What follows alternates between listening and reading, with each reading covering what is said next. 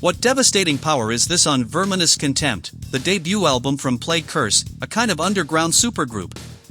Although the press release states that it is no great mystery who the musicians in Plague Curse are, with members from Drawstorm, Varza, Wintertot, Burden of Emer, Calling of Phasmic Presence, among others, it is entirely secondary to the music they make. And we absolutely agree with that statement. Black and death metal, with powerful production, that doesn't give you much room to breathe, not even on the other track, Odorant Dumb Metuant, which, despite being a noise exercise, ends up keeping the claustrophobic levels very high.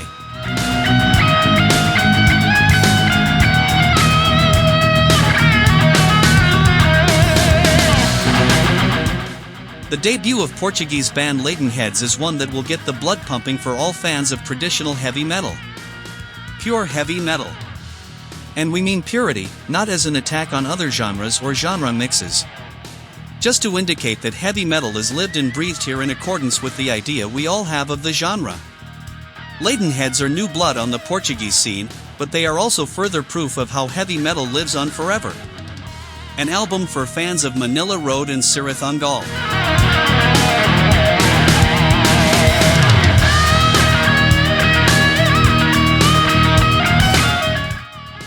This debut album by Canadian band Scorching is impressive on several levels.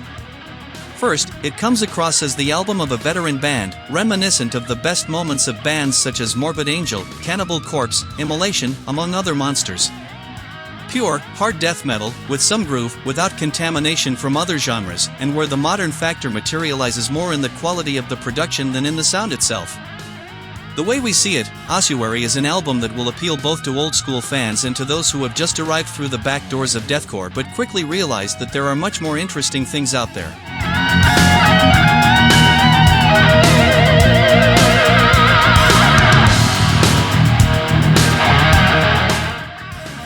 Chile is a bottomless pit of excellent traditional heavy metal. Armored Night is its most recent example. The title of their debut album says it all. The Quest for the Sacred Melody is a treatise on how to make heavy metal, mixing it with the spirit of speed metal and even more, adding power metal, drawing both from the original source of the 1980s and the explosion in the second half of the 1990s. The production may be its Achilles heel, but in our opinion it even gives it a certain charm that is now extinct in most current releases. It is the imperfections that give it a soul of its own.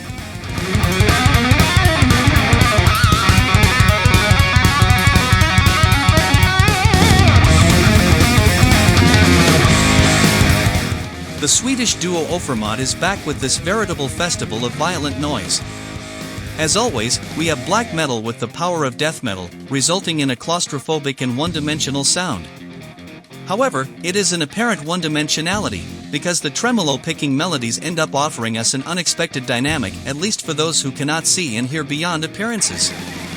And the more we dive into it, the more attractive this abyss of metallic perdition seems and feels.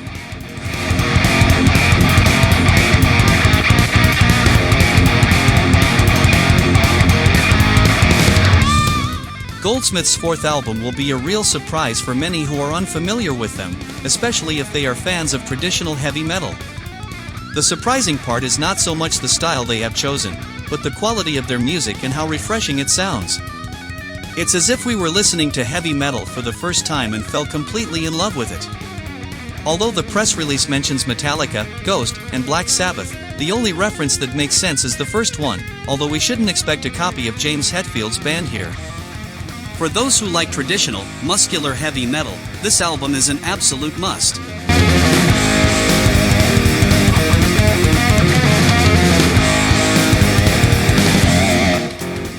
The mix between black metal and hardcore, as described in the press release, may not be to the liking of fans of both genres.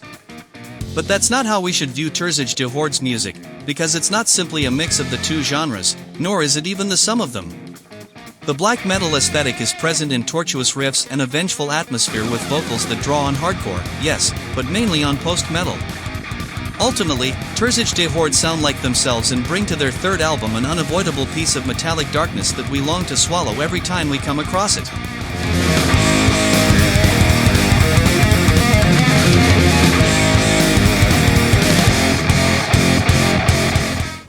Revenge are Colombia's metal institution.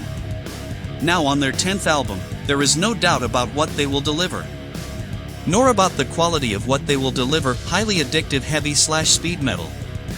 Night Danger is a treatise on how heavy metal should be treated.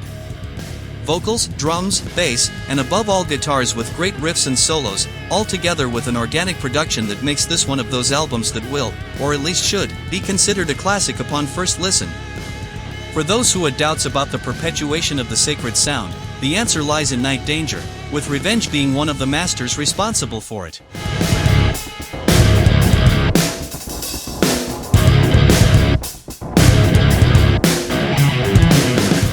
Reunions, eternally desired, eternally condemned, and as life goes on, often unavoidable.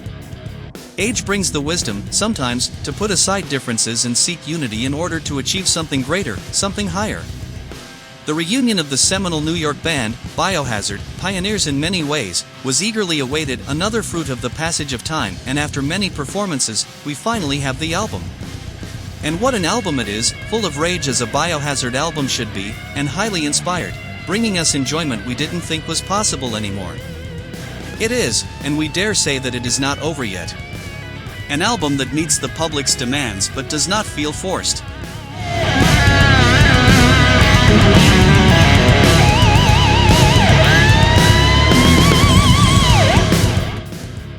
This is the third album by German band Warrant since 1985, not to be confused with the US glam hard rock band. A terrible consistency that is compensated by the high quality of their albums. And this, The Speed of Metal, is probably the best album of their career. An impressive vitality that brings together the old and the new school. Muscular speed metal in the best German tradition and a set of devastating songs with no filler whatsoever. Heavy metal never dies, and whether on the first album or 40 years later, the vitality of the sacred sound is eternal, as this album so well demonstrates.